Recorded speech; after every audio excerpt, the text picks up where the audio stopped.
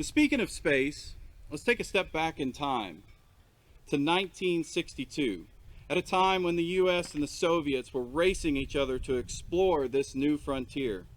But meanwhile, another war was also being fought, Vietnam. It was a hectic day on Andersen Air Force Base as Donald Sargent prepared his small amount of personal belongings to be loaded onto his military cargo charter flight.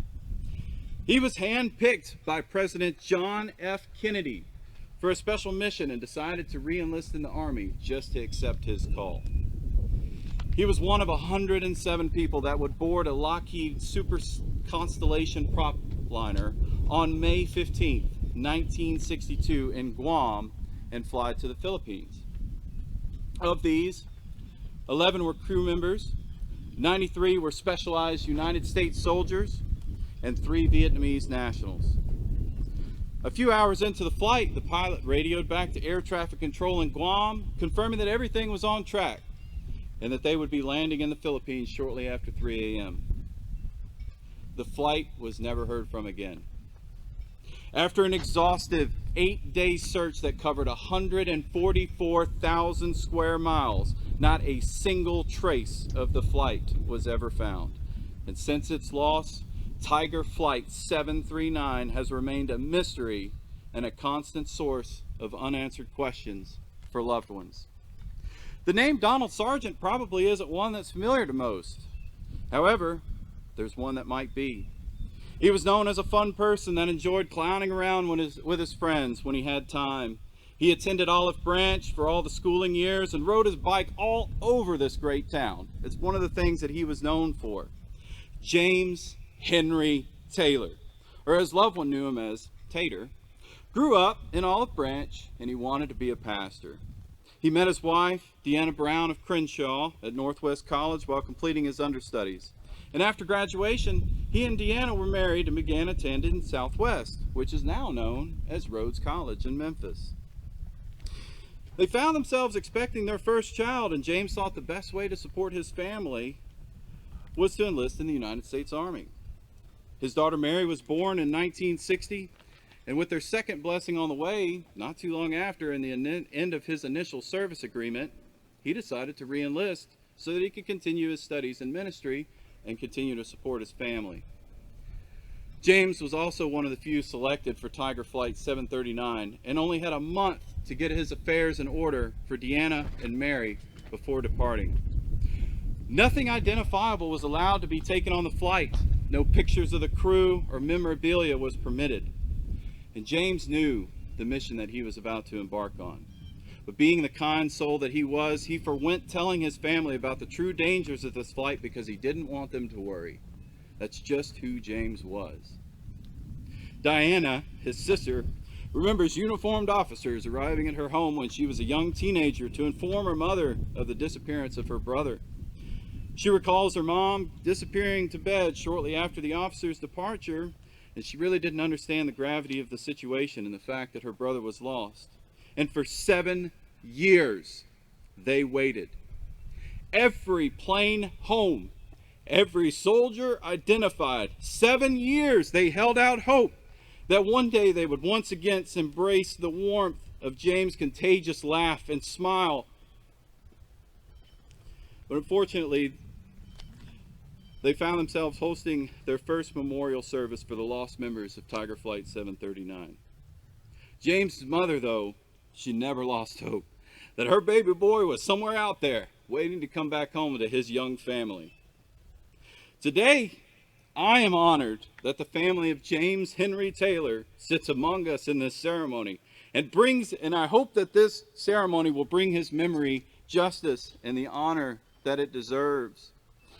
Diana and Edward, Katie and Brandon, Mary, his daughter, Colin, his grandson, Shay and Marla, Curtis and Dot, his brother, his sister-in-law, James and Natalie, his great-grandsons and grandson.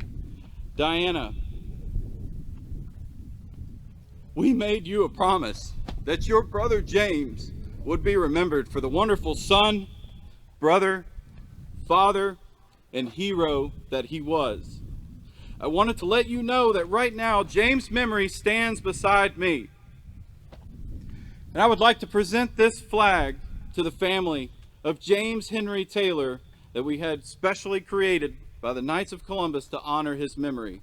Starting this year and every year after, we will stand this flag proud among all the others that you see here today. And know that as we walk by, we will all say his name and remember James Henry Taylor.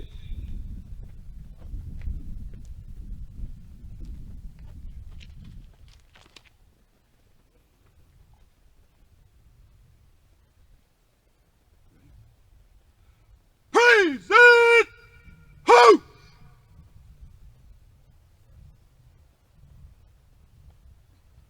Howler! Ho!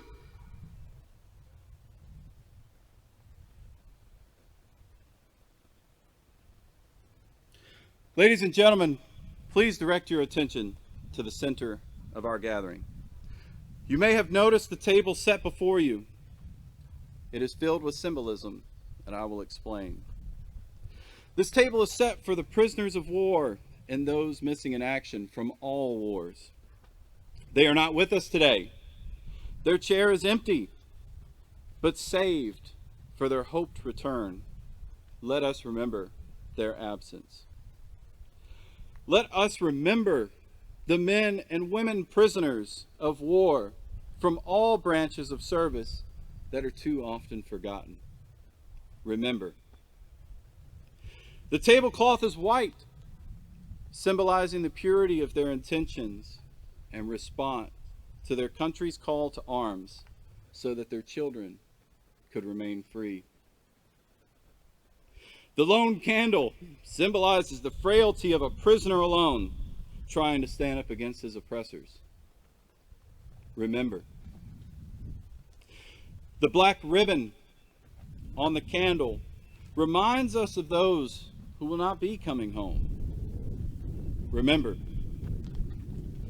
The single rose reminds us of the loved ones and families of our comrades in arms who keep the faith and await their return. Remember. A slice of lemon is on the bread plate to remind us of their bitter fate if we do not bring them home. Remember. There is salt on the plate, symbolic of the family's tears as they wait. Remember. The glass is inverted. They cannot toast with us tonight, but maybe tomorrow. Remember. The red, white, and blue ribbon is tied to the flower vase by a yellow ribbon that was worn by thousands who awaited their return. Remember.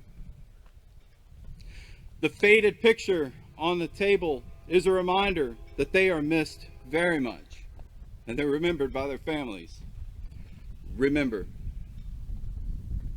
As we look upon this empty table, do not remember ghosts from the past. Remember our comrades. Remember. Remember those whom we depended on in battle. They depend on us to bring them home. Remember our friends. They're the ones we love, who love life and freedom as we do. Remember. They will always remember what we do. Please honor and remember them. Post!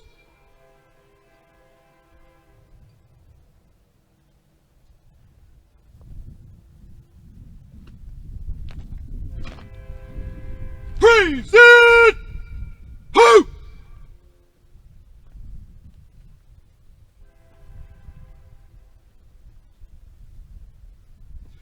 Order! Ho!